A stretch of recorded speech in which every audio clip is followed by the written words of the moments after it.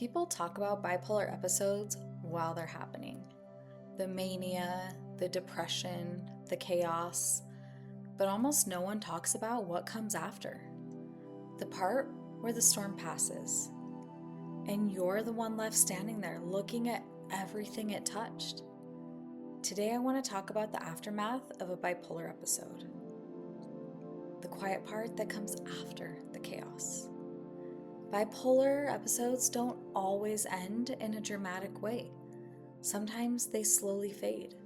And sometimes you just wake up one day and realize that the intensity has lifted and things feel different. But the end of an episode doesn't mean everything is suddenly just back to normal. Often what comes next is exhaustion. Your body is tired, your mind feels drained, your nervous system has been running at full speed for days or even weeks. It can feel like running a marathon inside your own brain. Sometimes I try to explain it this way. Have you ever seen someone have a seizure?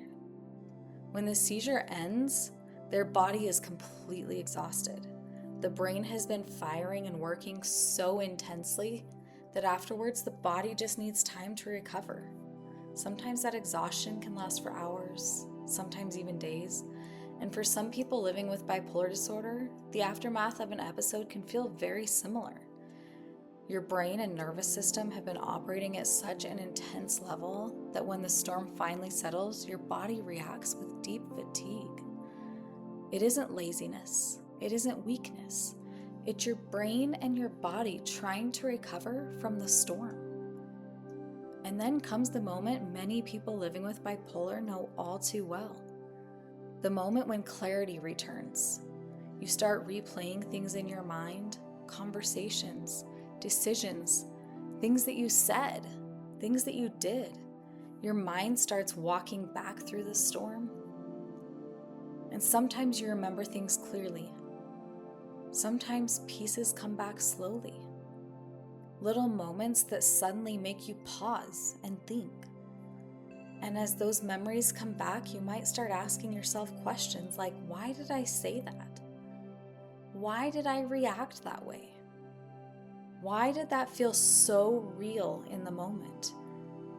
Because during an episode, your brain can feel so certain. Your thoughts can feel powerful. Your emotions can feel justified. Your reactions can feel completely real. But when the episode settles, you're suddenly looking at those same moments from a completely different place. And that shift can be incredibly difficult to sit with. Sometimes it brings embarrassment, sometimes regret, sometimes sadness. And sometimes you just sit there quietly trying to just understand how your mind can move between those two experiences. And the hardest part is that no one else was inside your mind while it was happening. No one else has felt the intensity the way you did. But afterward, you're the one sitting with those emotions and memories, the one trying to process it, the one trying to make sense of it. And another part of the aftermath can begin. There's a fear that people don't talk about very often. The fear that the episode is the only thing people will remember. That the moments when your brain was struggling the most will somehow become the way that people define you. Sometimes after an episode, you'll find yourself wondering, do people see me differently now? Do they think I'm unstable? Do they only remember the storm? Living with bipolar disorder can sometimes feel like you're trying to show the world who you really are, while hoping people don't judge you by the moments when your brain was at its most chaotic. But a person is not their worst moment. Bipolar disorder may be part of our story, but it is not the whole story. And a bipolar episode does not define who someone is. And this is where another part of the aftermath begins, the rebuilding. Because when the storm passes, life doesn't just pause and wait for you to catch up. Responsibilities are still there. People are still there. Work, family, relationships, routines. they all continue moving forward. And sometimes that can feel overwhelming. Because while the world may expect things to return to normal quickly too, your mind and your body are still trying to recover. Sometimes rebuilding means having difficult conversations, explaining what happened, apologizing for things that were said or done during the episode. Not because you're a bad person, but because bipolar episodes can sometimes push our behavior in ways that don't reflect who we truly are. Sometimes rebuilding is quieter than that. Sometimes it just means slowly returning to your routines, getting back to the small things that help bring stability, like eating regular meals, getting rest, going back to work, showing up for the people that you care about, step by step, piece by piece. Living with bipolar can sometimes mean becoming very familiar with the process of rebuilding. And the truth is, rebuilding takes a kind of strength that most people never see. But rebuilding also means something else. It means the storm did not destroy you. You are still here, still learning, still growing, and still moving forward. Somewhere in that rebuilding process, another lesson slowly begins to appear. Self-compassion. And if I'm being honest, that is not something that comes easily for me. For a long time, I didn't understand what was happening inside of my mind. I lived years of my life being told that I had depression and anxiety, trying different treatments, trying to understand why things still didn't make sense. It wasn't until I was in my 30s that I finally received the diagnosis that explained what had been happening all along: bipolar disorder. And when you finally understand what your brain has been doing for years, it can change the way you look at those storms. Because suddenly you realize something important. You weren't failing. I spent years believing I was simply just too much, when in reality my brain was trying to survive something I didn't yet understand. My brain was struggling with something real. And learning that helped me start shifting the way I spoke to myself after the storm. Instead of asking, what is wrong with me? I started asking, what does my brain need right now to recover? That doesn't mean avoiding responsibility. It means recognizing that bipolar disorder is a medical condition, not a character flaw. And learning to give yourself the same compassion you would offer to someone else who was hurting. Because surviving the storm takes strength, but rebuilding afterwards takes strength too.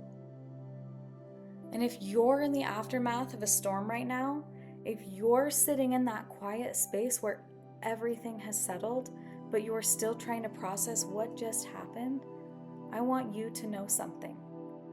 You are not broken.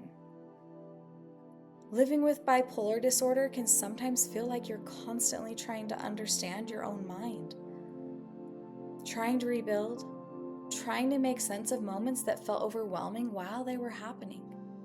But the aftermath of the storm is also where healing begins. It's where we learn more about ourselves. It's where we can practice compassion for our minds and our bodies. And it's where we remind ourselves that an episode does not define our worth. The storm may be part of the story, but it is not the whole story. And if you're rebuilding right now, slowly, quietly, piece by piece, that matters more than you realize. Because every time you stand back up after the storm, that is strength. Thank you for being here with me today. If today feels heavy, just focus on the next small step forward. And remember, there is always hope in the chaos.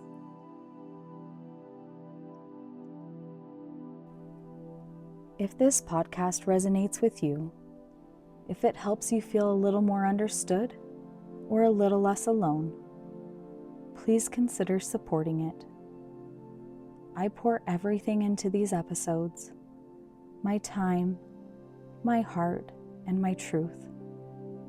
And your support truly keeps it going. You can make a one-time donation or become a monthly supporter on Ko-fi.